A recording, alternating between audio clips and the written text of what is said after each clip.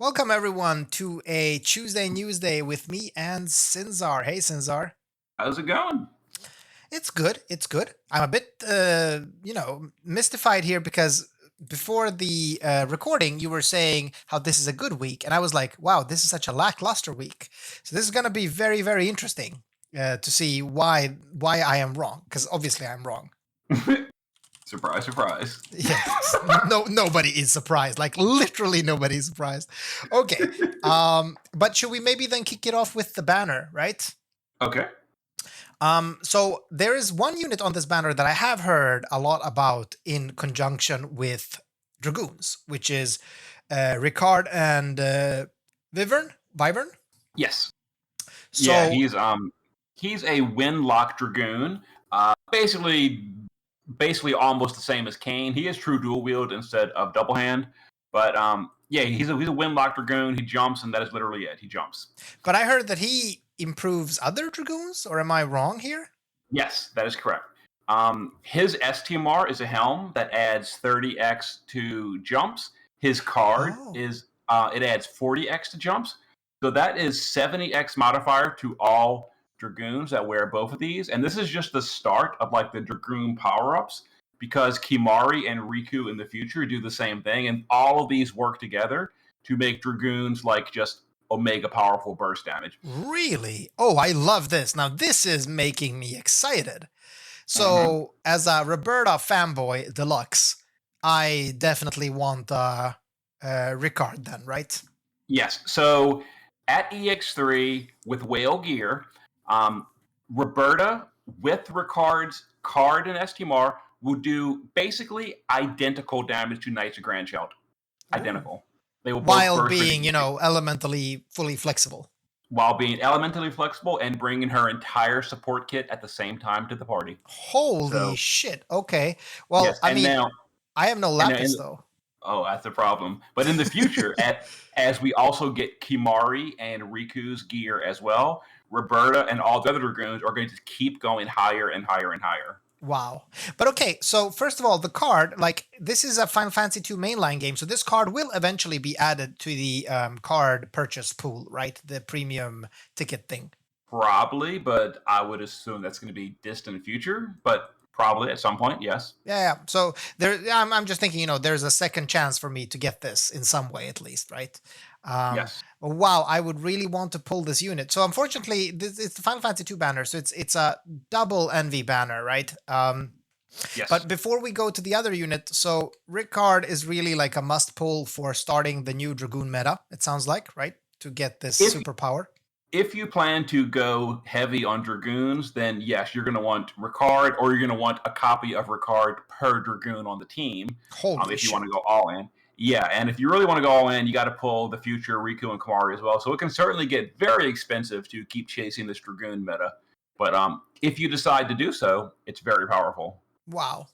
I mean, I would love to keep making Roberta more and more relevant. So this is definitely something I'm willing to do. If I had the Lapis, of course, but I don't. So yeah, there's that. Let's see. Otherwise, not much to say, right? So it's basically a Kane, but with wind and... Is there any other element, or just wind in his shift? He is locked to just wind. And I guess I will say that he is the second highest burster on global behind Kane, because Kane with Ricard's gear will once again jump to the literal #1 slot above all the new units we just got. He's going to pass up all the Dragon Quest stuff. He's going to pass up Knights of Grandchild with Ricard's gear. And Ricard is #2 right behind Kane. Wow. All right. Very cool. I mean, I have to say, like, I love Dragoon meta. I've always loved Dragoons in this game. I have such fantastic memories of Sid. Like, that was actually, like, we didn't talk about it much back then because we didn't know much. Well, or I mean, there was some of us that knew, but like Sid was basically like the strongest unit in the game for a year and a half, right? Like maybe more. A whale geared Sid was like utterly broken. He was. The problem with that was it was also at a time where that didn't matter, because while Sid did do, let's just make up a number, 5 billion burst damage, 1 billion burst damage with OTK trials anyway, and there was no dark visions. So True. It was just overkill for the sake of overkill. Yeah, but you know, like, hey, EPing is EPing, you have to respect the EPing. Mm-hmm. Okay, but very cool, very cool. So I'm definitely going to do dailies on this banner and hope that I pull a Ricard so that my Roberta can soar even higher. Very cool. And I mean, I guess like Ricard himself is actually pretty fucking powerful, so there's that too. Number 2, as you said. But there's another envy on the banner. It's Emperor of Palamecia. So is this the Emperor? Like, I'm not good at Final Fantasy 2, so I'm assuming this is the same Emperor. It's the same Emperor. It's just a reskin. So Chair Meta is back. He's in a throne, as I see. I wouldn't call him meta. Yeah, okay, interesting. So he's an SLB unit. Is he good? No, not really. God damn it. Of course, he's a mage. Actually, he's a debuffer. Actually, he's not even a mage. If he was a mage, he'd be arguably good. He's a bad breaker. His damage is trash tier, and he brings a 160 wind imperil and a 35 rod imperil. So other than having the highest wind imperil in the game, he's a throwaway unit, unfortunately. Oh, so is he like one of the elemental copies of the elemental breakers, or is he different? No, because we've actually gone through that cycle, and now we're starting over from square one. This is the first of the next wave of copy paste. So we're going to get a version of just like him. We're going to get the like the fire version with Vaughn, etc. They basically did the whole cycle all over again. A shitty breaker, a shitty unit that just has one single niche, and now it's a 160 imperil. So okay, gotcha. Okay, so that's what it is. All right. Okay, interesting. So Emperor is first out, and Emperor is wind, which I don't know. I mean, again, I haven't played the original game, but our previous Emperor was fucking fire, so I don't know why. It is true to the lore. Fire was his thing in battle, but one of the big things in Final Fantasy II was Emperor summoning the Cyclone, the Pandemonium Fortress, and he controlled the winds. So yeah, it makes sense. It makes sense. All right. So this makes me want to revisit Final Fantasy II. Didn't we also get quite a recent remake of Final Fantasy II for like high-end or not high-end graphics, but a remake? I think it had like a re-release or something. Yeah, I didn't play it. I don't really know, but I think I heard that.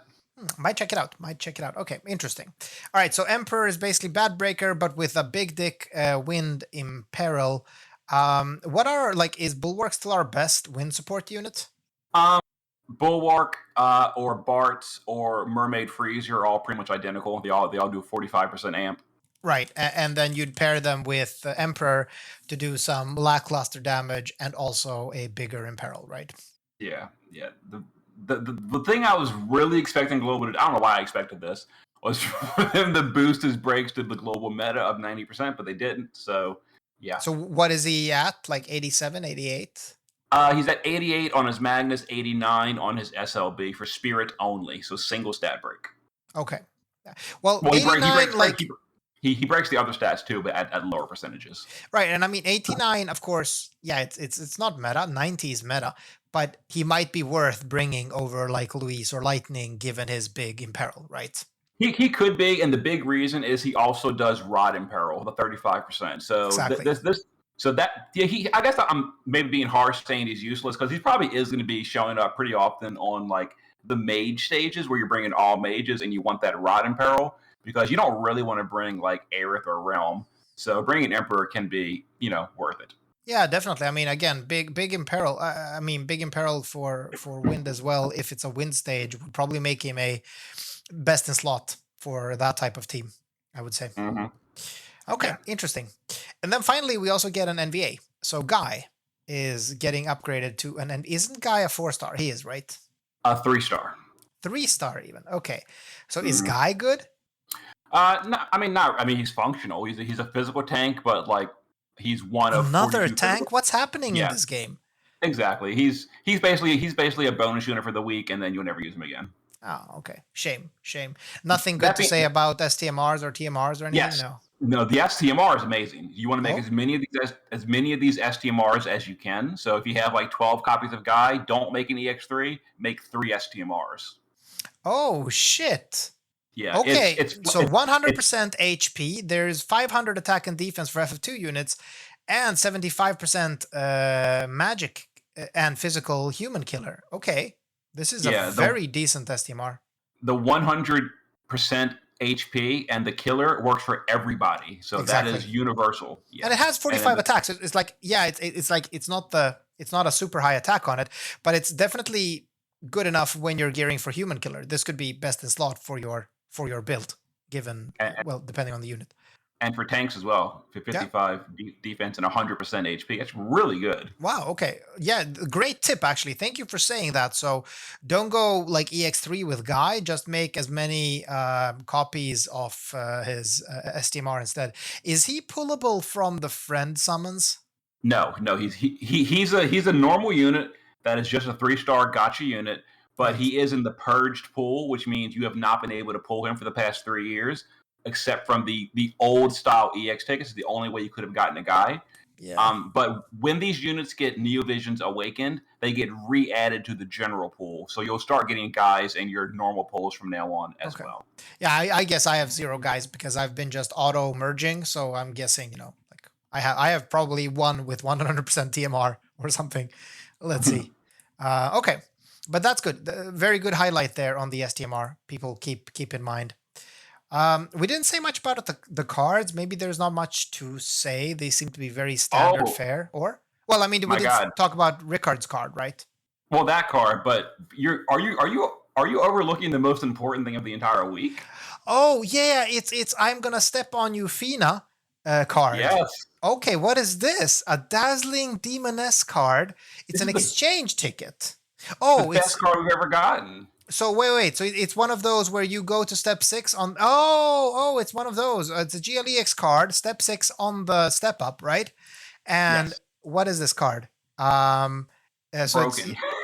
It is like, okay, so 120 magic base, that's really good, right? 500 flat magic, that's good.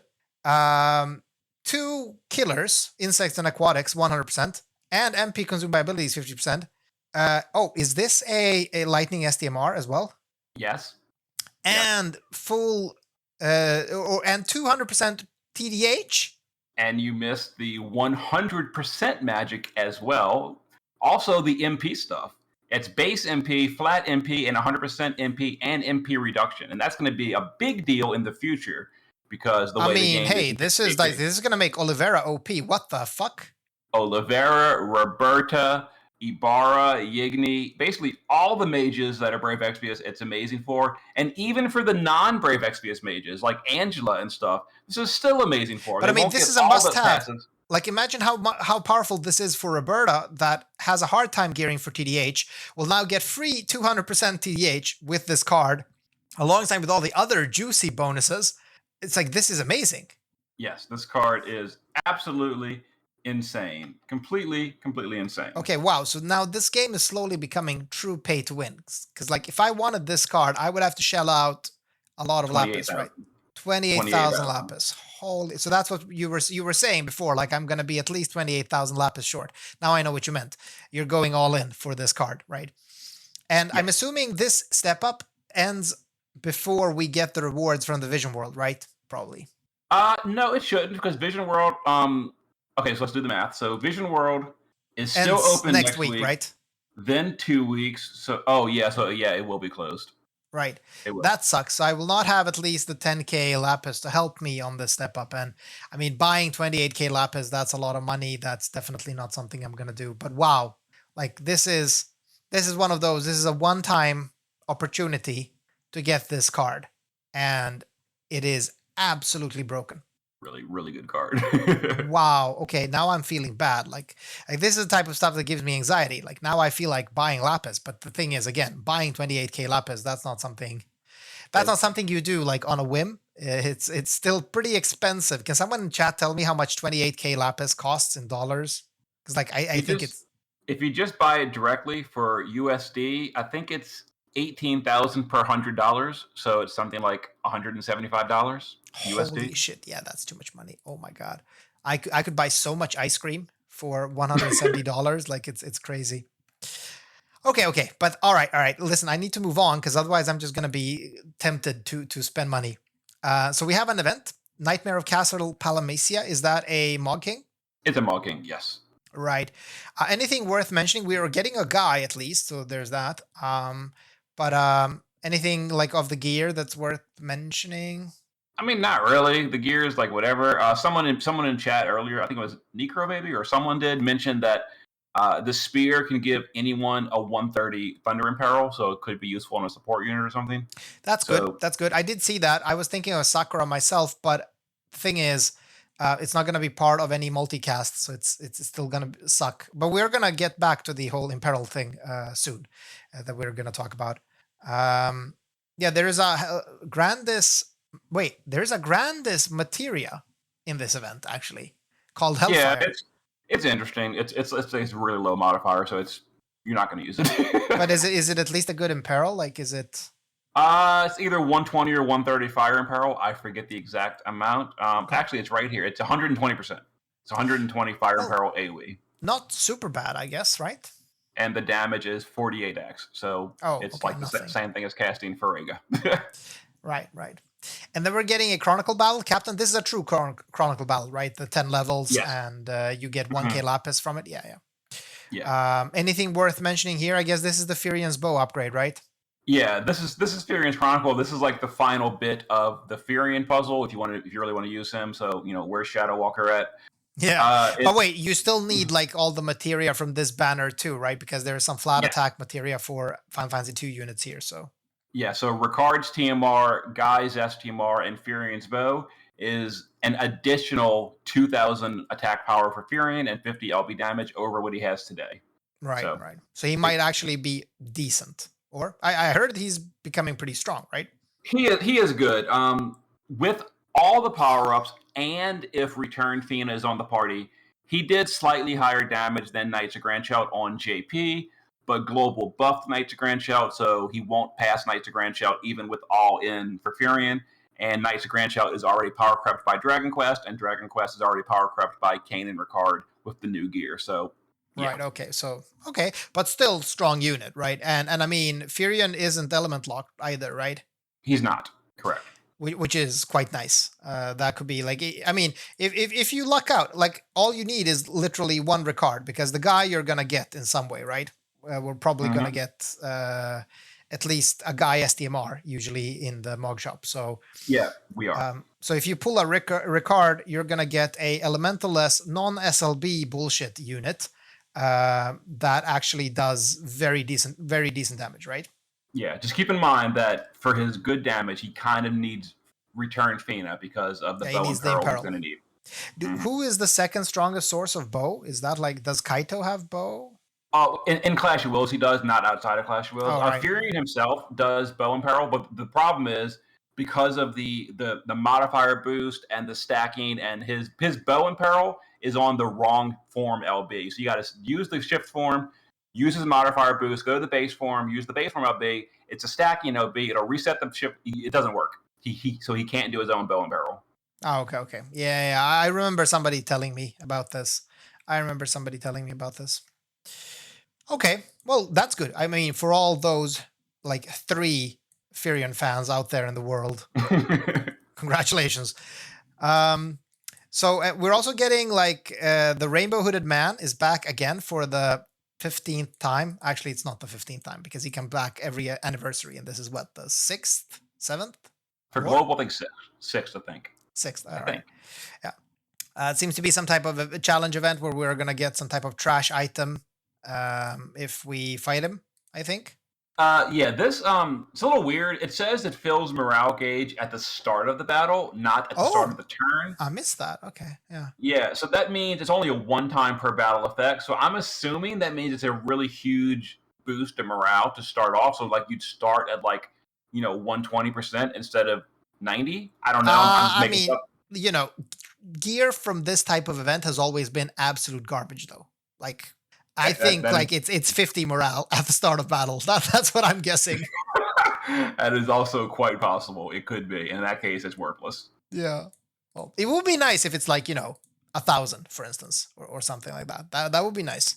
But I'm just guessing probably it isn't. And then let's talk about we do get some ability upgrades. It seems like the standard Thunder ability seems to also be doing an Imperil and LB fill for the caster. That's very interesting. But you mentioned, Sinzar, this is actually supposed to happen with all level 1 spells. Yes, it's also late. JP updated. JP does these frequent, old stuff updates, and they updated Black Magic. They've been updating Black Magic constantly over time, and they finally got around to updating the level 1 spells, and they made all of them, so fire, water, thunder, etc. They gave them a 100% Imperil, which is not the greatest, but it's level 1 spell, and it gives I think 4 LB for the caster. So if you double cast, that's 8 LB, etc. Oh, okay. Yeah, but global is apparently just doing 1 and ignoring the other 5. I wonder why. Why just not give us all the basic mage spells? It's just a nice tool for players. That's so weird.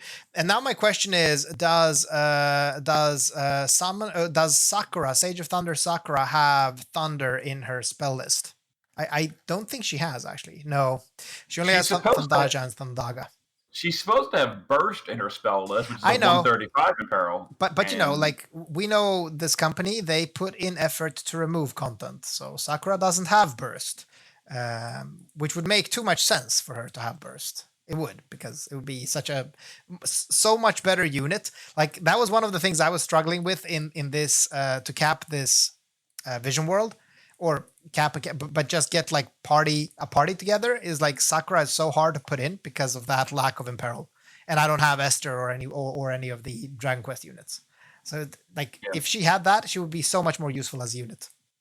She does not have it, but that being said, if you're using her, you're probably using her on Ramu for the field, and Ramu the Esper does have Thunder. Yeah, so but then it's not part of her multicast though, and that's the problem. That is correct. It will not be. So since Sakura is one of the classic ampers, she doesn't have an imbue on her LB, meaning that the best setup is basically evoke Ramu, LB, and then 1 turn spending to actually do the imbue as well. So you need 3 turns of setup to gain maximum power from these units. Nickel only needs 2, because he only needs to summon Leviathan, and Nickel needs 3. Sakura would need 4.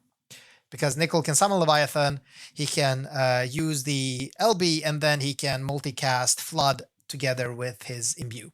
Correct. So that sucks a bit. I really wish they would fix that. Yeah, and then finally, we're getting now the countdown to anniversary. We seem to be getting some type of tickets every day. 3 tickets, yay! Are we gonna are they summon tickets? Oh, they are. Yeah, they're just regular summon tickets. So between 3-star all the way up to NV potentially. So they are EX tickets, basically. Pretty much, yeah. Yeah. So why make a ticket for this? Why just not give away 3 EX tickets every day? Okay, yeah, weird. Yeah, that doesn't really make a whole lot of sense. I guess that way you can't hoard them for the future. I don't know. True. That is I guess one point, but I feel like this game has so many banners and systems and weird things, it's overload. I can't imagine being a new player today. Can you imagine being a new player today and being just slammed in the face by this giant dick of mechanics? Yes, I can understand exactly how that feels. I was just talking to some friends earlier. It's kind of off topic, but I returned to Path of Exile after not playing it for 5 years. And even though I had played it for years before taking a break for 5 years, going back, I am just lost with all the new mechanics. Yeah. No, I mean, that's kind of, I definitely feel that. That's can't be good for, game health, right? If you're trying to get new players in, that's going to be really, really hard to get in. Nice, though. I did not know you were a PoE player. I also play PoE, but a long time ago as well. I have not played in several years. Mm-hmm. Yeah, Demon's saying Path of Exile GLEX podcast crew. Yeah, no, probably not. But PoE, I love that type of game because it's kind of like if you're doing crochet or pixel art, it's kind of it requires so little brain function where you can just listen to music and grind, and it's just so chill. I love that experience. Mm-hmm. We should get something like that in FFBE, but that's actually worth something, because right now I feel like most grind is just necessary evil. You mean something that you can brainlessly grind in Brave Exvius? Isn't that 99% of the game?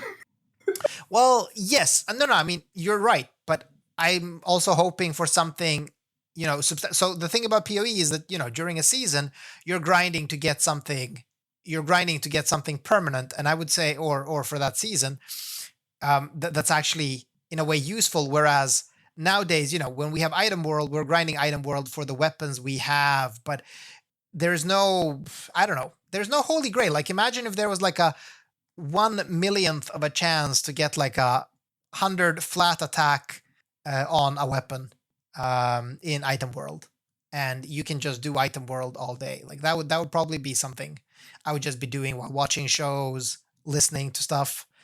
Don't give Gumi ideas in chat. Okay, yeah, never mind. Actually, never mind. I'm not sure I like this idea. Okay, never mind.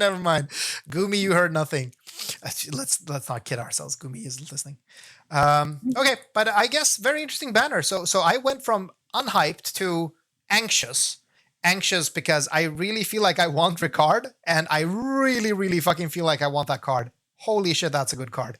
Like going into TDH meta where we want to be TDHing all of our mages that are not TDH already, this card is going to be a godsend. Like, wow. Yeah. Some people were talking about the card in chat earlier, and like it is kind of true that most of the mages are still not worth it even after variance. For me, the big standout for this card is Roberta. Roberta is going to absolutely love this card, and Roberta is absolutely top tier meta in Clash of Wills still. So she is going to love this card so much, and that's why I personally am hyped for the card. Yeah. It's just a lot of fucking lapis, but hey, let's see what happens. Let's see what happens. Mm. All right, I think that's it for this week, right? Pretty much, yeah. We've still got part. Oh, I guess we didn't mention that the maintenance is 10 hours, which is kind of like a signal that this is the client update for the month, which means this week is Magic variance, which means if you didn't cap Vision World yet, take a break, go back tomorrow or Thursday after Magic variance, and that'll help you cap if you're using any kind of magical damage dealers like Baran, Pop, etc. They'll do a lot more damage on Thursday. Is anyone using Pop? Like I was like, I really have a hard time. I was so sad because I've actually started watching the anime, and now I'm starting to like these characters a lot. Although I started watching the anime because I shittered the units in FFBEs. It's kind of backwards. But Pop, like I was looking at the whale spreadsheet, and he is really underwhelming. Pop should be pretty good as long as you've got variance. Because it was updated for variance now. Okay, actually, wait. I take back what I said. He actually does fucking decent damage. What the shit? Yeah, fine. The problem with Pop is he's hard locked to two elements at the same time, which is frequently a handicap. But sometimes it's fine. Yeah, it's nice. Yeah, I'm just looking at the numbers. Wow, this does shift up the meta quite nice. Like I like this move. Like what they did here is actually shift up the meta a bit, and I think it basically brings improvements. Honestly, like I think this is healthy for the game, right? Or is anybody hating this change? Mages have been trashed here for 6 years. I am glad they're finally not going to be. Right. Yeah. That'd be I think this is amazing. Honestly, I think this is amazing. I see that he didn't update the calcs for Sorceress Renoa. I'd love to see that because I'm assuming she's gonna get some power too. But wow, okay, pops off actually. I mean, yeah. I mean, he's actually really strong. He falls just behind Roberta for Magic TDH. Holy shit! Mm-hmm. But yeah, as you said, like sure. I mean, you have to fit it in two fucking elements, and obviously, like for a fight like Vision World where you're like locked to a single element, he loses a lot of his power. But like bringing him on a final fight, I mean, like looking at this spreadsheet, so again, given like yes, these are whale numbers, don't try this at home, kids. But I mean, he actually fucking does more damage than Knights of Granshield. Yeah, the problem too is he kind of needs a Rod in Peril as well, and like on a final boss, you're usually not going to have that available. Yeah, who are our sources aside from Emperor? It's Realm, right? We have Emperor, Realm, and Aerith. Oh, Aerith, Cetra Aerith, right? Mm-hmm. Yeah, exactly. Yeah, those are tricky units to bring. They really are. And I guess like he can't like. Does he have to use his STMR? Like, could he wear something else? Like Fravia's sword or some shit? I think the STMR gives some flat stats, but I'm sure if you don't have a Rod in Peril, it's still worth swapping it out for something you do have a Peril in for, so like Fravia's sword, yeah. Okay, yeah. Oh, and he's one of those units that could actually use Sakura's spear as well. So that's good. Yes, yes, he's pure magic. Wow, okay, this makes me so happy for this like banner. Okay, now we're talking about the Dragon Quest banner again, but wow, okay, so Pop is really fucking strong. This is so good. This is gonna be great. Like, I mean, he's like what 10% behind Dark Rain with variance. And that's top tier. Wow. Okay. Mm-hmm. Fun. Very good. Fun. So super great news. We are probably getting Mage variance this week. Awesome. Okay, but now we're done, right? We haven't forgotten anything. Yeah, I think that's pretty much it. All right. Thanks everyone for chilling. A lot of people joined today, so it seems like a lot of people were hyped for this banner. Maybe, probably not for FF2 though. I hope. Well, probably also the time we're recording. Oh yeah, it's slightly better time for time zones all over the world. True. But yeah. All right. Anyway, thanks for chilling, everyone, and thanks, Sinzar. Indeed. See you next time. See ya.